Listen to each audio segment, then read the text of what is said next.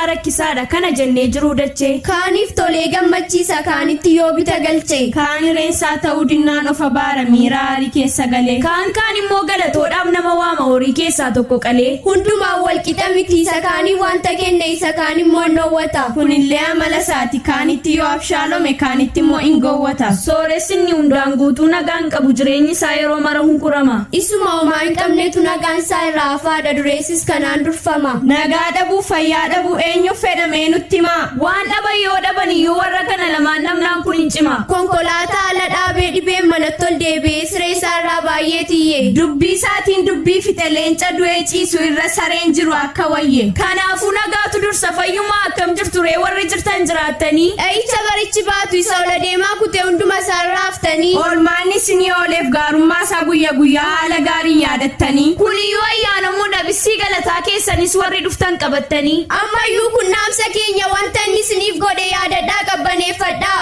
Adaraa firoota keenyaa maqaa waaqayyoo keessanii dhaadadhaa galateeffadhaa. Nutis kunoo akkasuma har'a mata duree biraa tokkoyyuu qabanneen dhufne. Isaafoo kun galatuma jechoota toora galchinee walaloodhaan waaqeffannatti fufnee. Eegamnee irratti kasaatiin bowwaa baay'ee tarkaanfannee har'a geenye. Jiraanneerraa akka isaatiif inni hamaa yoo adamsees nu hin dandeenye. Kan ija keenyaan arginee gurra keenyaanis dhageenye. Kan nu beennu baay'ee isaanii akka keenya har'a hin geenye. Baay'ee dhaabboonni erqinfanne carraa isaaniitiif gaddine. Nuti garuu hin miidhamne salphifamuun nun argine. Akka isaan gargaaramne har'a ga'uun ragaa keenya. Booris isuma amanannee lafa nuuf yaadame hin geenya. Innumti qaba jedhamee xiqqoo maqaan dubbatamu har'a ga'uun itti ulfaate. Oolchaan keenya waaqayyoodha kunoo saba dhuunfaa isaatii akkasittiin nu oolfate. Baay'een keenya abdii kunne haallis nurkatti wallee. Waaqayyoon iyyuu hin daganneem akka abbaa keenya ta'e. Garuu inni nu hin daganne akkuma gaarummaa isaatti gaarummaa nutti agarsiise. Kan akka isaa hin arganne namummaa keenya nuuf ibsee lafa dhi'ee bariisise. Maal taana jettanii yaaddu akkuma hojii keenyaatti utuu gargaaramne ta'e. Hundumaan kan badee badu gonkumaayyuu hin argamne kan ofii isaatiin har'a ga'e. Beektu sinis baay'een keenya gocha gaarii tokko goonee fuula isaa duraan qabnu. Afaaniin gaarii fakkaanna malee yaada garaa keenyaatiin yeroo hundaati kan dabnu. Dhugaadha baay'ee keenyatu soba dhugaa fakkeessuudhaan abbaa dhugaa yakkaa oolla. Waan jenne saallee kaaduudhaan waanuma sirrii micciirree nama nagaa lollee goolla. Meeshaadhaan yoo ta'u baates nama baay'eetu miidhame harka keenya irratti du'e. Baay'ee sarrabaan cabsinee gufuu kaayyoo isaa itti taanee abdiin isaa nurkatti bu'e. Hojii mala ammaltummaa miiltoo goonee michoonfannee. Dabuun akka gaariin taane utuu beeknu itti of laannee.